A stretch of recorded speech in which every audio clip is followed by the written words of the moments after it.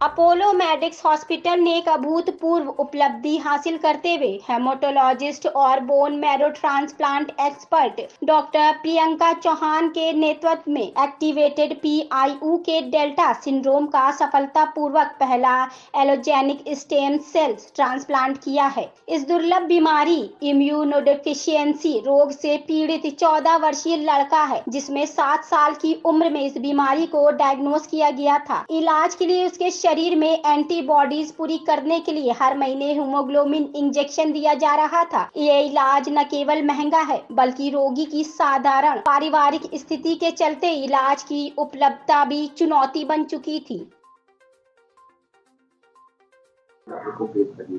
जी, तो पहले तो देखिए डायग्नोसिस ही ये बहुत रेयर है, तो सस्पेक्ट करना सबसे पहले ज़रूरी है।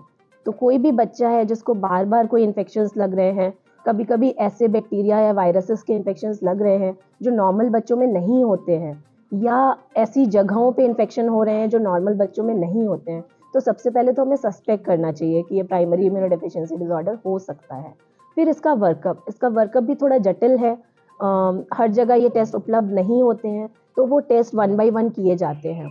फिर जैसे प्राइमरी इम्यूनोडेफिशिएंसी डिसऑर्डर 450 अलग-अलग तरह के हो सकते हैं, तो उनमें से कौन-सा टाइप है और उसके लिए पर्टिकुलरली क्या ट्रीटमेंट पॉसिबल है, वो देखना होता है। तो जैसे ये बच्चा था 7 साल की उम्र पे डायग्नोज़ हुआ था, तब से इसको हर महीने IVIG, एक तरह से आर्टिफ़िशियल एंटीबॉडीज़ जो दी जाती हैं, वो दिए जा रहे थे।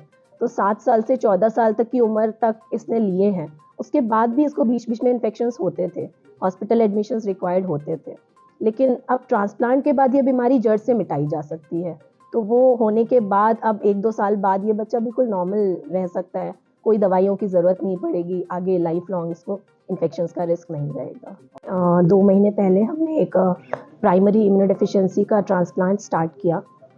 ये यूपी में पहला प्राइमरी इम्यूनोडेफिशिएंसी डिसऑर्डर का ट्रांसप्लांट है। 14 साल का ये बच्चा था जिसको APDS सिंड्रोम, जो एक तरह का प्राइमरी इम्यूनोडेफिशिएंसी डिसऑर्डर है, जेनेटिक डिसऑर्डर है, इससे ग्रसित था। 7 साल की उम्र पे इसकी डायग्नोसिस हुई थी और इसको मल्टीपल इन्फेक्शंस, बार-बार हॉस्पिटल में एडमिशंस 6 महीने की उम्र से चल रहा था। तो लास्ट ईयर ये हमारे पास आया था, हमने इसका पूरा वर्कअप किया।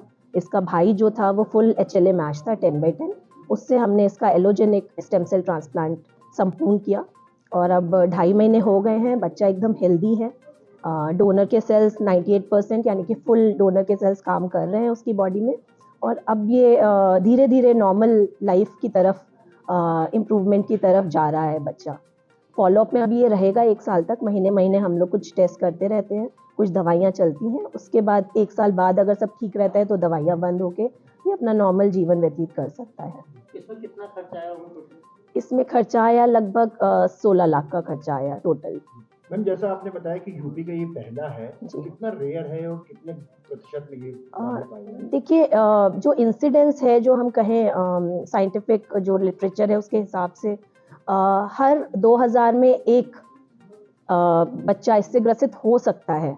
लेकिन क्योंकि इंडिया में अभी तक बहुत ज़्यादा अवेयरनेस नहीं थी, इसके टेस्ट सब जगह उपलब्ध नहीं थे, तो डायग्नोसिस रेयरली हो पाती थी। अब धीरे-धीरे जैसे कि हमारी साइंस प्रोग्रेस कर रही है, तो ये बच्चे डायग्नोज़ भी हो पाते हैं और इनका ट्रीटमेंट भी हो पाता है। मैम, क्या अब बच्चा नॉर्मल ज़िंदगी अपनी आगे पूरी जी सकेगा? हाँ, अगर ये बच्चा बिल्कुल ठीक रहता है, साल भर तक फ़ॉलो-अप में रहेगा, कोई इसको और ट्रांसप्लांट के कॉम्प्लिकेशंस जैसे क्रोनिक GVHD जो 3 महीने के बाद शुरू होता है, वो सब नहीं होता है, सब ठीक रहता है, तो ये बच्चा अब संभवतः अपनी नॉर्मल ज़िंदगी व्यतीत कर सकता है।